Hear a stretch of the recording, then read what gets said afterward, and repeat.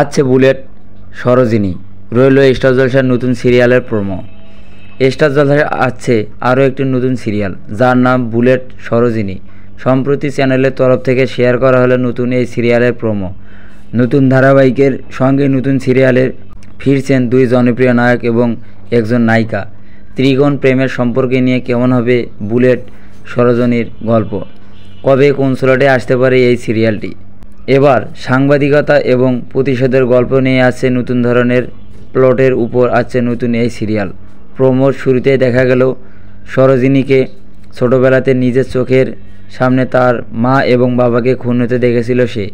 হারিয়ে ফেলেছিল নিজের আর দুই ভাই বোনকে।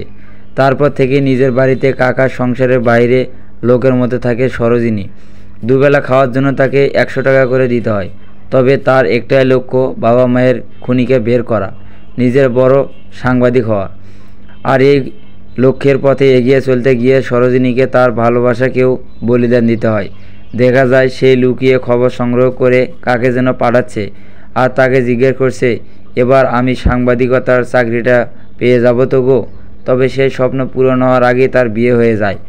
বলা ভালো সে বিয়ে করতে বাধ্য হয়।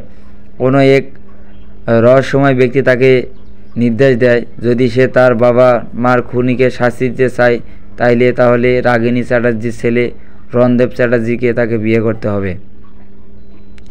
সরোজিনী বাধ্য হয়ে রণদেবকে বিয়ে করে, রাগিনী চ্যাটার্জির বাড়িতে আসে।